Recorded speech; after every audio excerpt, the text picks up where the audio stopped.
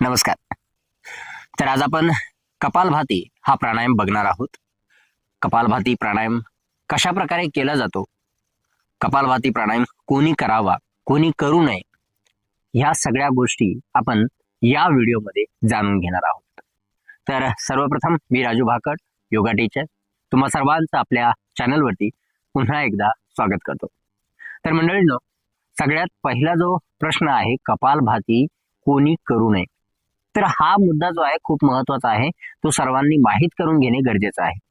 तर कोणी करू नये, तर सगळ्यात महत्वाचं म्हणजे ज्याला हाय बीपीचा त्रास आहे, ज्यांना पाठदुखीचा त्रास आहे, खूप सिव्हिअर प्रकारे, खूप जास्त प्रमाणात पाठीचा त्रास आहे, किंवा मणक्याचं ऑपरेशन झालेलं आहे, कमरेचं ऑपरेशन झालेलं आहे, किंवा पोटाचं ऑपरेशन झालेलं आहे, किंवा एखादी महिला गरोदर असेल, एखाद्याचे मेन्स्ट्रुअल सायकल सुरू असेल, मेन्स्ट्रुएशन सुरू असेल, त्या पिरियडमध्ये मेन्स्ट्रुएशन पिरियडमध्ये जो कपालभाती प्राणायाम आहे तो करू नये, महिलांसाठी खास करून. तर अशा प्रकारे जे आहेत, सगळ्यात महत्वाचं म्हणजे ज्यांना पाठीचा, पोटाचा, हृदयाचा त्रास असेल, त्यांनी हा प्राणायाम जो आहे शक्यतो त्यांनी टाळावा. आणि प्राणायाम कोणी करावा, तर यामध्ये जे आहे, जसं की ज्यांना वजन कमी करायचं आहे, ज्यांची डायजेशन जे आहे, ज्यांचं खूप कमी प्रमाणात झालंय किंवा स्लो झालं आपण त्याला म्हणू, किंवा डायजेशन व्यवस्थित होत नाही, कॉन्स्टिपेशनचा प्रॉब्लेम आहे, गॅस रिलेटेड प्रॉब्लेम आहे, पोटामध्ये गॅस तयार होतो. तर अशा वेगवेगळ्या प्रकारे वेगवेगळी कारणं आहेत यासाठी. आणि ओव्हरऑल सांगायचं म्हणजे, एका शब्दात सांगायचं तर, कपालभाती हा प्राणायाम तुम्हाला एनर्जी देतो, त्यानंतर तुमचे डायजेशन व्यवस्थित करतो, तुमचं रक्त प्रवाह जो आहे शरीरातला, रक्त संचार जो आहे तो व्यवस्थितरित्या करून देतो. ठीक आहे.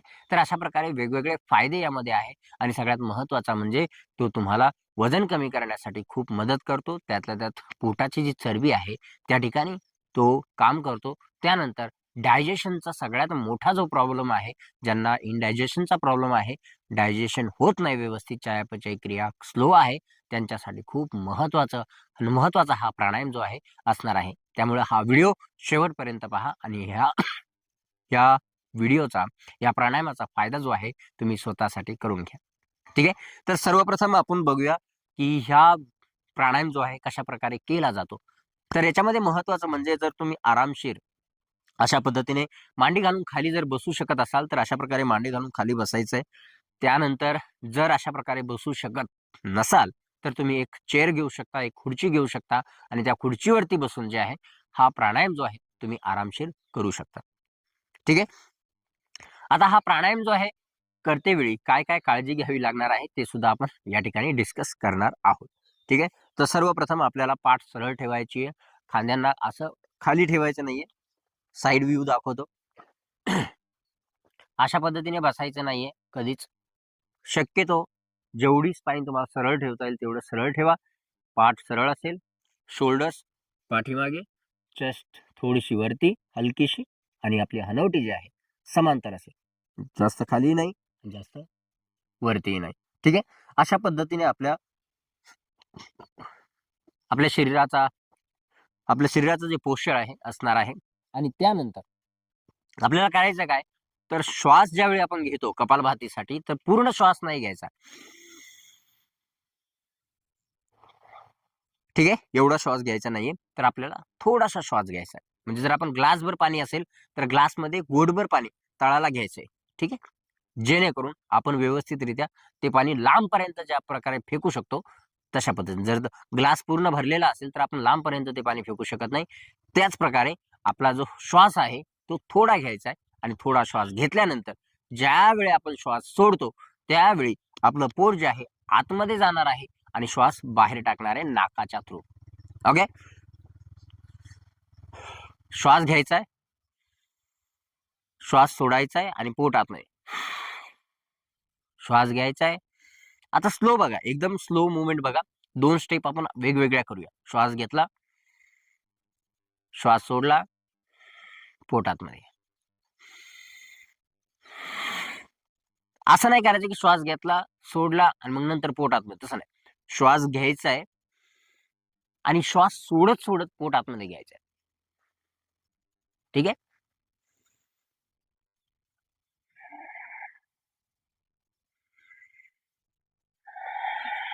आणि याच क्रियेला थोडस स्पीडमध्ये करायचं.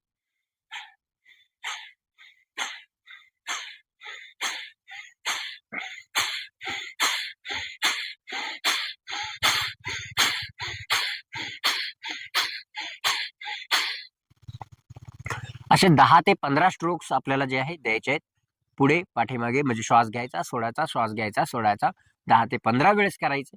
आणि त्यानंतर निवांत डोळे बंद करून आपल्याला शांत बसायचं आणि आपल्या ब्रिदिंग वरती, म्हणजे आपल्या दोन्ही नाकपुड्यांवरती फोकस करायचंय, की त्या दोन नाकपुड्यांच्या थ्रू, त्या दोन नाकपुड्यांमधून आपला श्वास जो आहे तो आता सध्या कसा आहे ते बघायचंय.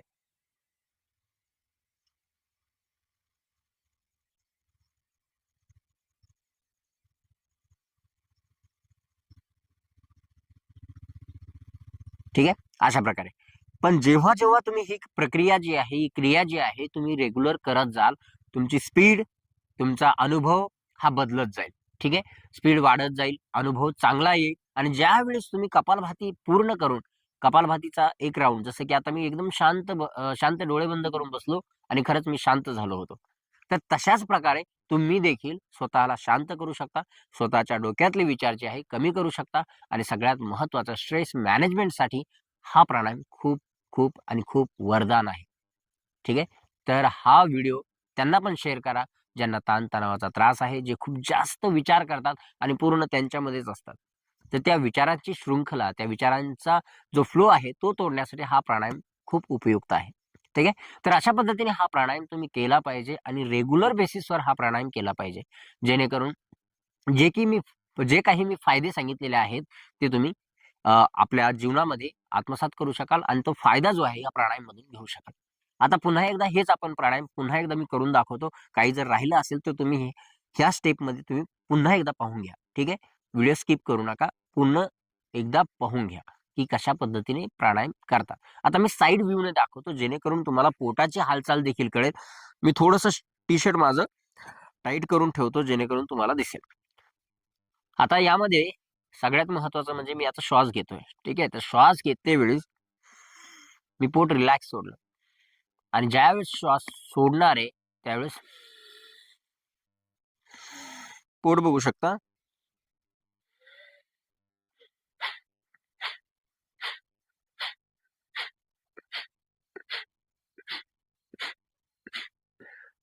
तर अशा पद्धतीने स्ट्रोक्स जे आहे आले पाहिजे. आणि ही जी स्पीड आहे ही नॉर्मल स्पीड आहे, एकदम फास्ट ही नाही, एकदम स्लो ही नाही, नॉर्मल मध्ये स्पीड आहे.